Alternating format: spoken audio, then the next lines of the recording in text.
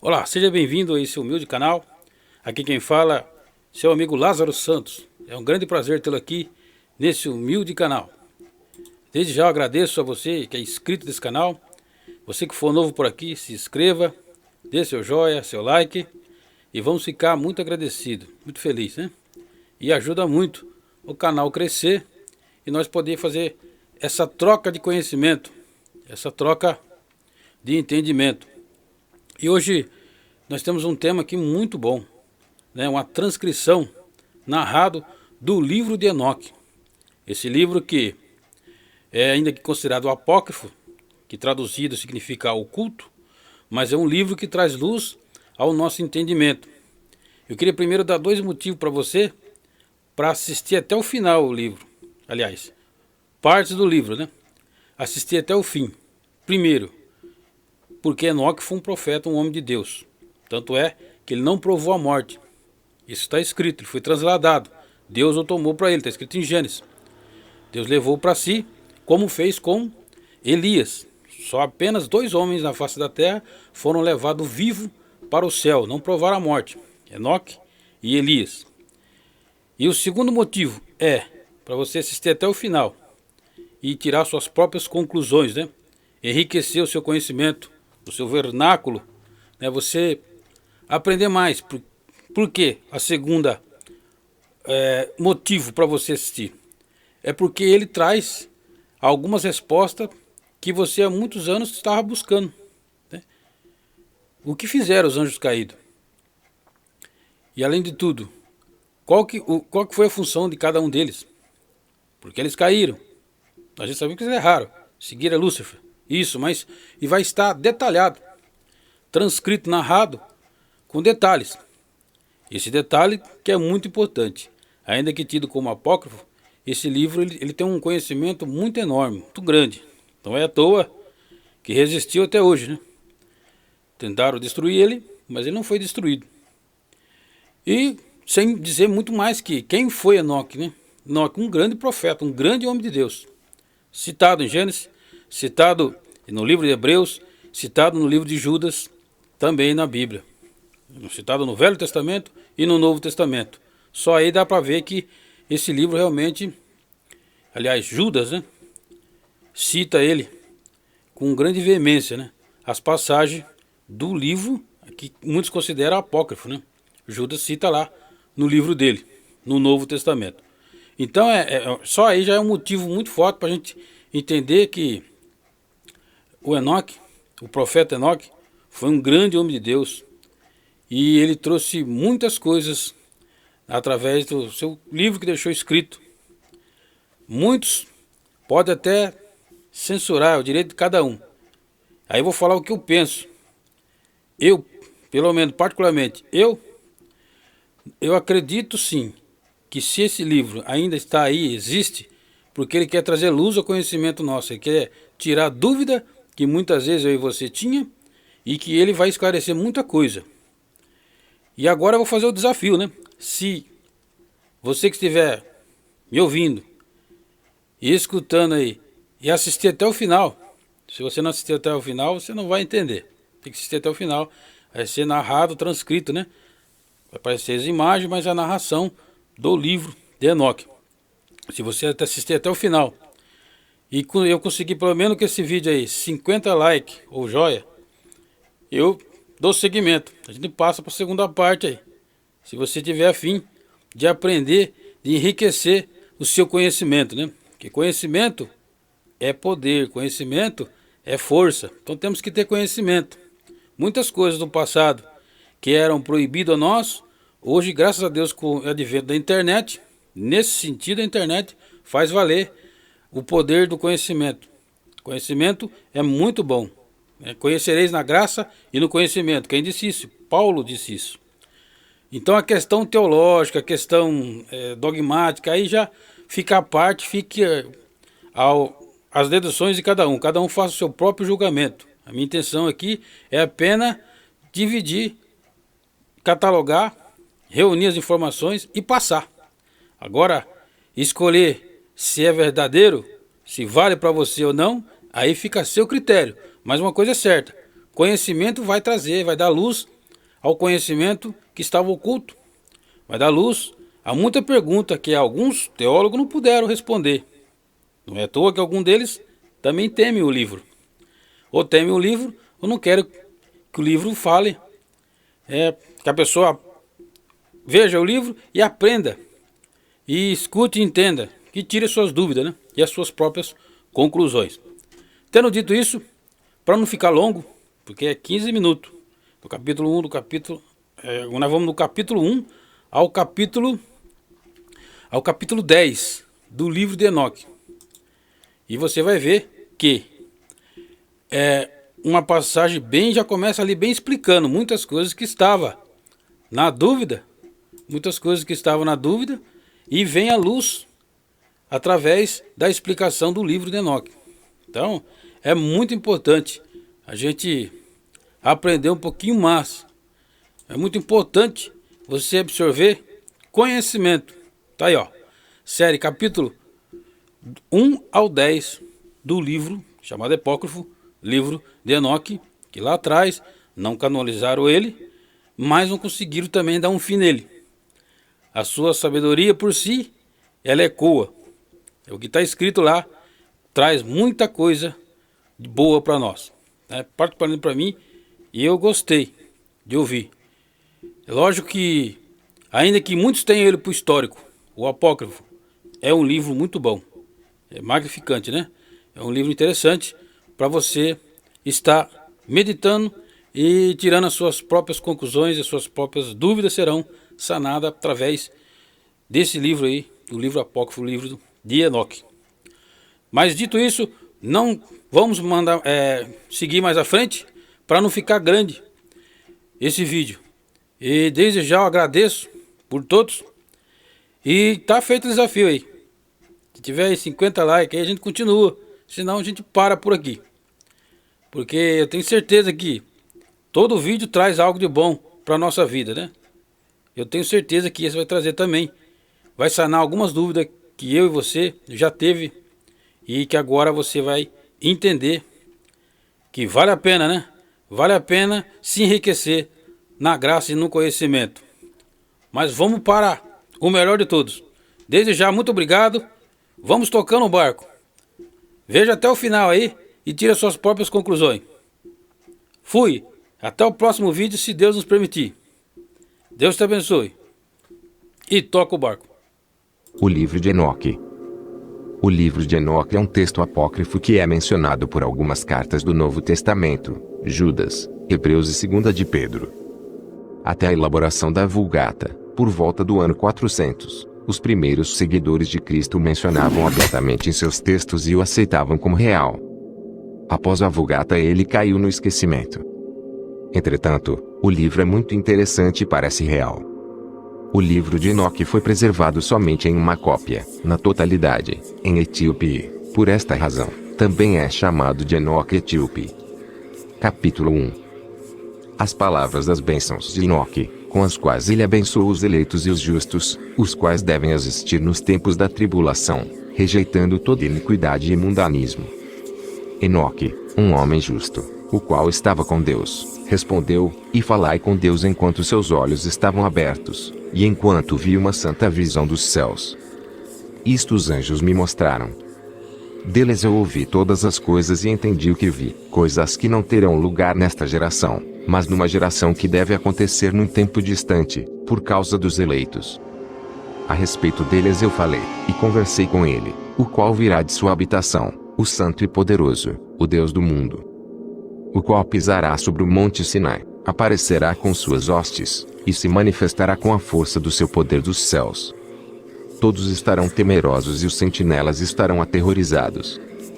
Grande temor e tremor se apoderarão deles, mesmo aos confins da terra. As alturas das montanhas serão abaladas, e os altos montes serão abatidos, derretidos como favo de mel na chama de fogo. A terra será imersa, e todas as coisas que nela estão perecerão, enquanto o julgamento virá sobre todos, mesmo sobre todos os justos, mas a eles será dada paz. Ele preservará os eleitos, e para com eles exercitará clemência. Então todos pertencerão a Deus, serão felizes e abençoados, e o esplendor da divindade os iluminará. Capítulo 2. Eis que ele vem com dezenas de milhares dos seus santos, para executar julgamentos sobre os pecadores e destruir o iníquo, e reprovar toda coisa carnal, e toda coisa pecaminosa e mundana que foi feita e cometida contra ele. Capítulo 3. Todos os que estão no céu sabem o que transcorre lá. Eles sabem que as luminárias celestes não mudam os seus caminhos, que cada uma nasce e se põe regularmente, cada uma a seu próprio tempo, sem transgredir os mandamentos que receberam. A visão da terra, e entendem o que deve acontecer, desde o princípio até o seu fim. Eles veem que toda a obra de Deus é invariável no período de seu aparecimento. Eles veem o verão e o inverno, percebendo que toda a terra está repleta de água, e que a nuvem, o orvalho e a chuva refrescam-na. Capítulo 4. Eles consideram e veem cada árvore, como aparecem para depois murchar, e toda folha, para depois cair, exceto de 14 árvores, as quais não são efêmeras, e esperam pelo aparecimento das folhas novas por 2 ou 3 invernos. Capítulo 5. Novamente eles consideram os dias de verão, que o sol está sobre a terra desde o princípio, enquanto tu procuras por uma cobertura, e por um lugar sombreado por causa do sol ardente, enquanto a terra é queimada com calor fervente, e tu te tornas incapaz de andar sobre a terra, ou sobre as rochas em consequência do calor. Capítulo 6. Eles consideram como as árvores, quando elas dão suas folhas verdes, cobrem-se, e produzem frutos, entendendo tudo, e sabendo que Ele, o qual vive para sempre, faz todas estas coisas por causa de vós. Que as obras desde o princípio de todo o ano existente, que todas as suas obras são obedientes a Ele, e invariáveis, assim como Deus determinou, assim todas as coisas acontecem. Eles veem, também como os mares e os rios, juntos completam suas respectivas operações, mas tu, resistes impacientemente, não cumpres os mandamentos do Senhor, mas transgrides e calunias a sua grandiosidade, e malditas são as palavras em tua boca poluída contra a sua majestade. Tu, murcho de coração, a paz não estará contigo. Portanto teus dias te amaldiçoarão, e os anos de tua vida perecerão, execração perpétua se multiplicará, e não obterás misericórdia. Nestes dias tu resignas tua paz com a eterna maldição de todos os justos, e os pecadores perpetuamente te execrarão, eles te execrarão com tudo que não é divino. Os eleitos possuirão a luz, alegria e paz, e herdarão a terra. Mas tu, que não és santo, serás amaldiçoado. Então a sabedoria será dada aos eleitos, todos os que viverão, e não transgredirão por impiedade ou orgulho, mas humilhar-se-ão, processando prudência, e não repetirão transgressão. Eles não condenarão todo o período das suas vidas, não morrerão em tormento e indignação, mas a soma dos seus dias se completará, e envelhecerão em paz, enquanto os anos de sua felicidade se multiplicarão em alegria, e com paz, para sempre, em toda a duração de sua existência. Capítulo 7. E aconteceu depois que os filhos dos homens se multiplicaram naqueles dias, nasceram-lhe filhas, elegantes e belas. E quando os anjos, os filhos dos céus, viram-nas, enamoraram-se delas, dizendo uns para os outros: Vinde, selecionemos para nós mesmos, esposas da progênie dos homens, e geremos filhos. Então seu líder, Samiasa, disse-lhes: Eu temo que talvez possais indispor-vos na realização deste empreendimento, e que só eu sofrerei por tão grave crime. Mas eles responderam-lhe e disseram: Nós todos juramos, e amarraram-se por mútuos juramentos, que nós não mudaremos nossa intenção mas executamos nosso empreendimento projetado. Então eles juraram todos juntos, e todos se amarraram, ou uniram, por mútuo juramento. Todo o seu número era 200, os quais descendiam de Ardis, o qual é o topo do monte Armon. Aquele monte portanto foi chamado Armon, porque eles tinham jurado sobre ele, e amarraram-se por mútuo juramento. Estes são os nomes de seus chefes: Samiasa, que era o seu líder, Uracabarameel, Aquibel, Tamiel, Ramuel, Danel, Askel, Saraquenel, Azael, Armeus, Batral, Anani, Zavebe, Sansavel, Ertael, Turel, Yomiael, Arazial. Estes eram os prefeitos dos 200 anjos, e os restantes estavam todos com eles. Então eles tomaram esposas, cada um escolhendo por si mesmo, as quais eles começaram a abordar, e com as quais eles coabitaram, ensinando-lhes sortilégios, encantamentos, e a divisão de raízes e árvores. E as mulheres conceberam e geraram gigantes, cuja estatura era de 300 cúbitos. Estes devoravam tudo que o labor dos homens produzia, e tornou-se impossível alimentá-los. Então eles voltaram-se contra os homens, a fim de devorá-los, e começaram a ferir pássaros, animais, répteis e peixes, para comer sua carne, um depois do outro, e para beber seu sangue. Então a terra reprovou os injustos.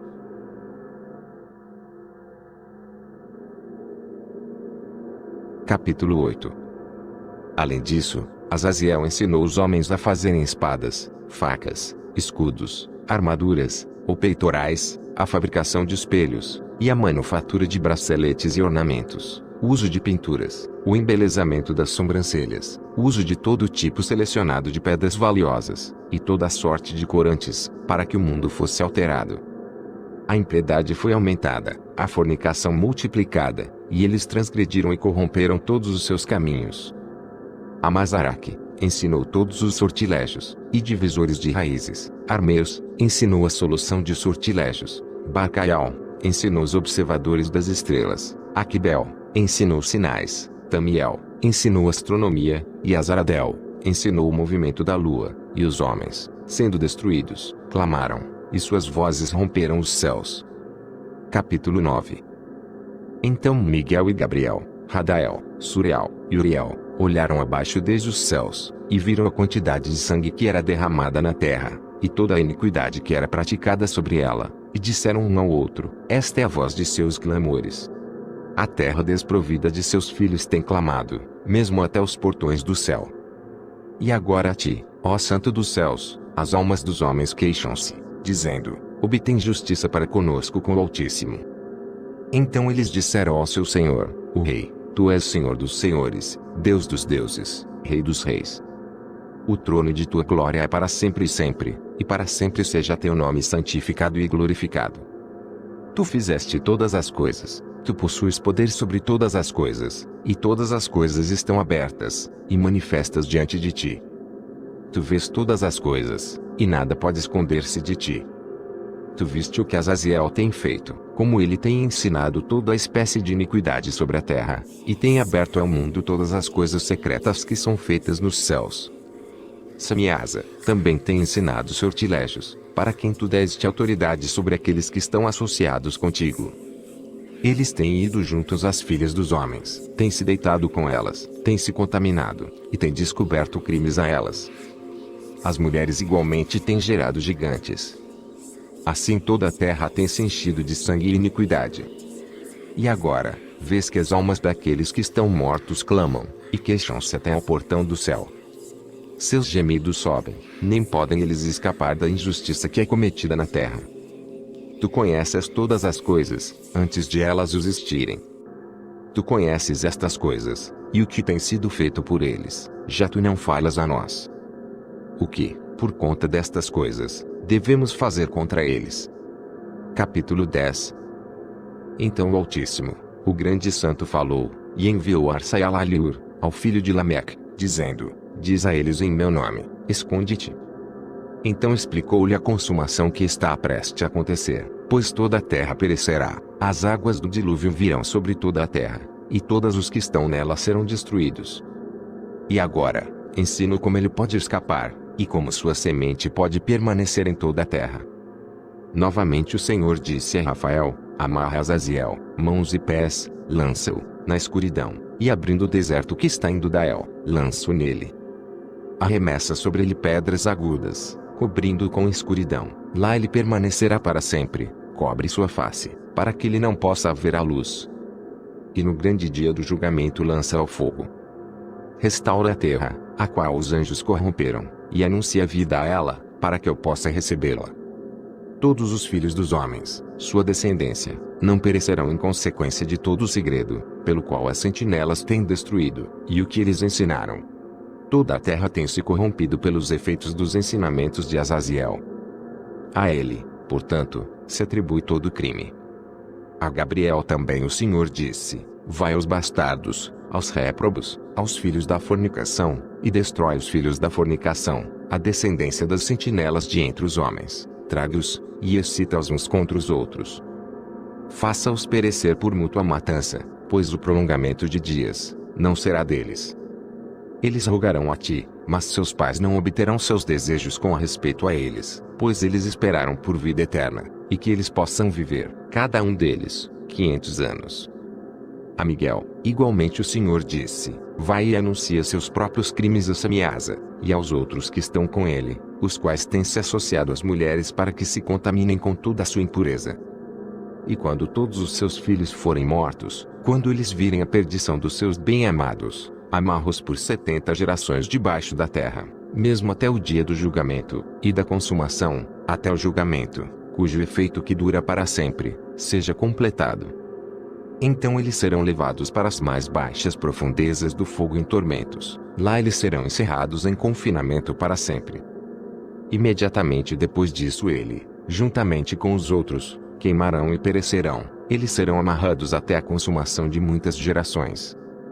Destrói todas as almas viciadas na luxúria, e a descendência das sentinelas, pois eles tiranizam a humanidade. Que todo opressor pereça na face da terra, que toda má obra seja destruída, a semente da justiça e da retidão apareça, e o que é produtivo torne-se uma bênção. Justiça e retidão serão plantados para sempre com prazer. E então todos os santos darão graças, e viverão até terem gerado milhares de filhos, enquanto todo o período de sua juventude, e seus sábados, serão completados em paz. Naqueles dias toda a terra será cultivada em retidão, ela será totalmente cultivada com árvores, e será cheia de bendições, toda árvore de delícias será plantada nela. Vinhas serão plantadas, e a vinha que nela será plantada produzirá frutos para a saciedade, toda a semente que nela será semeada produzirá 1000 por uma medida, e uma medida de olivas produzirá 10 prensas de óleo. Purifique a terra de toda a opressão, de toda a injustiça, de todo crime, de toda a impiedade, e de toda a impureza que é cometida sobre ela. Extermina-os da terra. Então todos os filhos dos homens serão justos, e todas as nações me pagarão divinas honras, e me abençoarão, e todos me adorarão. A terra será limpa de toda corrupção, de toda punição e de todo sofrimento. Eu não enviarei novamente dilúvio sobre ela, de geração em geração para sempre. Naqueles dias eu abrirei tesouros de bênçãos que estão nos céus, para que eu possa fazê-las descer sobre a terra, e sobre todos os trabalhos e labores do homem. Paz e equidade se associará aos filhos dos homens todos os dias do mundo, em cada uma de suas gerações.